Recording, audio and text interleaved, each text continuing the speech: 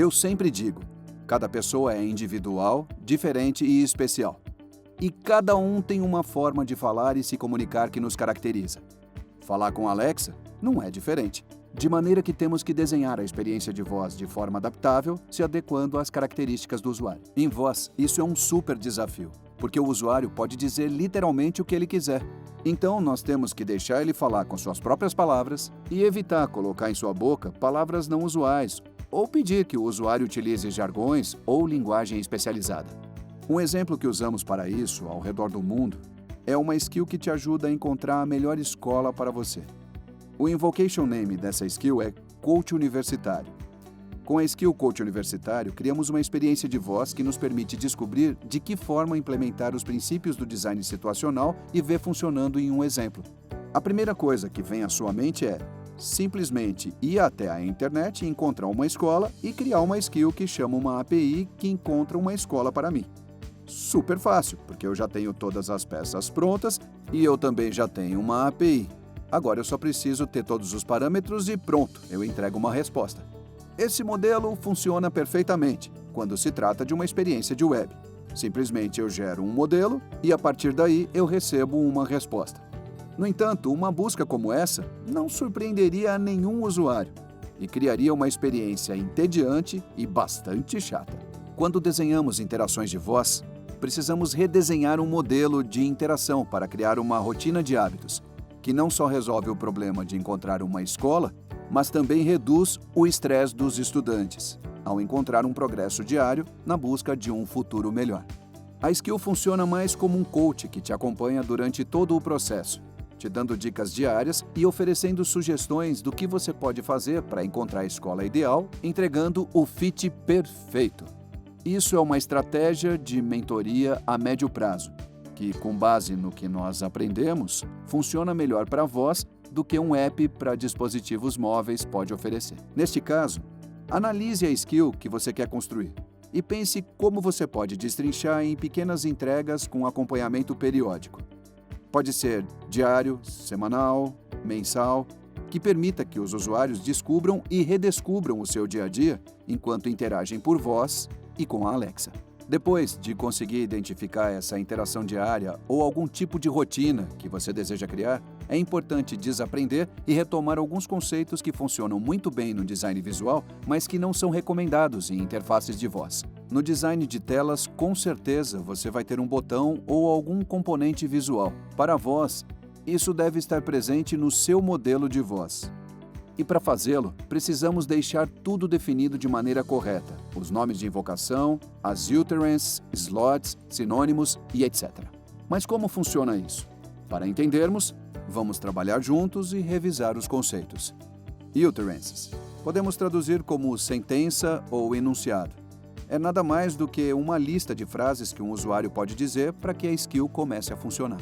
Isso é muito importante. A Alexa não é um teclado de voz, de maneira que não devemos tratar ela assim. Alexa, quero que me diga as letras do alfabeto. A Alexa pode te entender perfeitamente, falando rápido ou devagar. Não é um teclado de voz para o qual você está digitando. A Alexa é perfeitamente capaz de identificar qual é a sua intenção e, com base nisso, te entregar um modelo de mapeamento que te permite poder cumprir ou satisfazer essa intenção. Vamos revisar outro exemplo. Se eu quero um táxi ou um Uber, eu falo, Alexa, me chama um Uber. Alexa, preciso de um carro da Uber. Alexa, pergunte ao Uber se há um carro disponível. Então isso se traduz em um auto-intent, que programaremos no back-end para que o serviço correspondente seja então chamado para cumprir com essa intenção e gere uma resposta. Analisemos outro exemplo. No caso de uma skill de busca de ingressos. Quando você diz, Alexa, quero um ingresso para o show do meu artista favorito. Então, a Alexa vai iniciar um programa de diálogo e vai te perguntar, o que você quer? Quem é o seu artista favorito? E com base nesses dois parâmetros, vai chamar um serviço no seu back-end para garantir que a sua intenção de comprar um ingresso está coberta pelos serviços oferecidos. E você possa, assim, garantir o seu ingresso.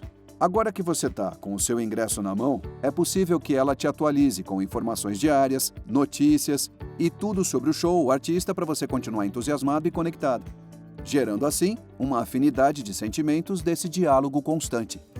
Agora, Vamos imaginar que você está construindo uma skill de música, na qual a Alexa vai te perguntar: qual é a sua música favorita? E dessa forma, você treina a Alexa para que identifique o que você está buscando e te sugira, com um treinamento pré-estabelecido, o que você pode fazer. Mais uma vez, e para a gente não esquecer, a Alexa não é um teclado de voz, pelo qual estamos ditando um comando. As utterances são simplesmente exemplos de frases que permitem que o sistema de voz identifique qual é a sua intenção e, com base nessa intenção, saber que outra informação precisa para poder, assim, entregar uma resposta à sua intenção. Vamos revisar outro caso. Na skill Coach Universitário, um usuário pode dizer: quero a melhor universidade da Califórnia, quero um programa de ciências naturais.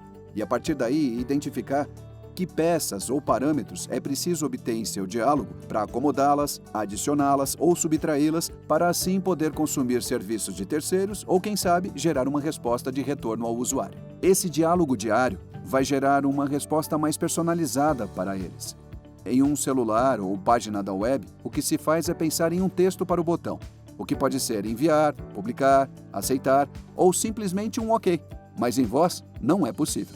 Em voz, só existe um áudio que regressa, e é preciso pensar em como mapear contra uma série de intenções para identificar qual é a verdadeira intenção do usuário. Até agora, tudo parece muito legal, tudo bonito, porque é possível dizer qualquer coisa para a skill. Mas isso também é um desafio, porque não tem uma quantidade finita de possibilidades. Literalmente, um usuário pode dizer o que ele quiser, mas é sua responsabilidade encontrar qual é a intenção e mapear contra uma ação na skill.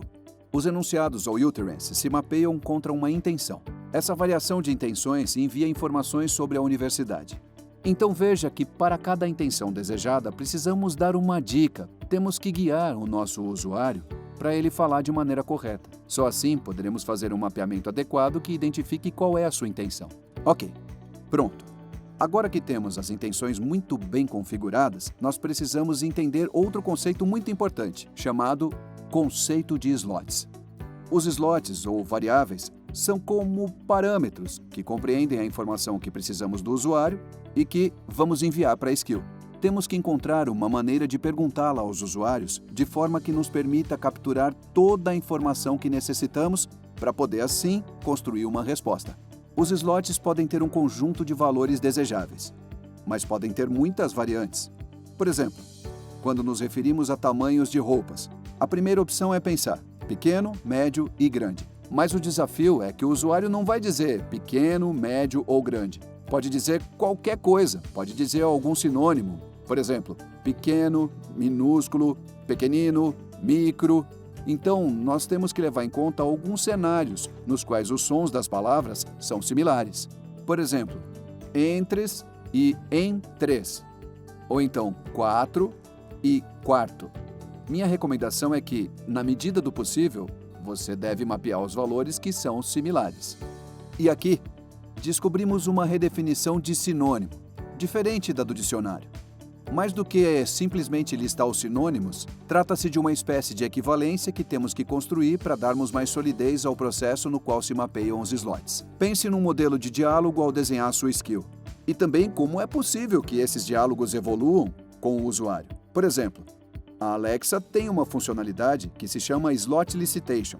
A tradução literal é licitação de variáveis, mas eu prefiro chamar de validação de variáveis. A validação funciona assim: quando um usuário demonstra uma intenção com algumas variáveis e essas variáveis têm sinônimos descarregados, a petição tem informação ou metadados que marcam se o modelo de linguagem teve êxito ou não, identificando a qual valor se referia.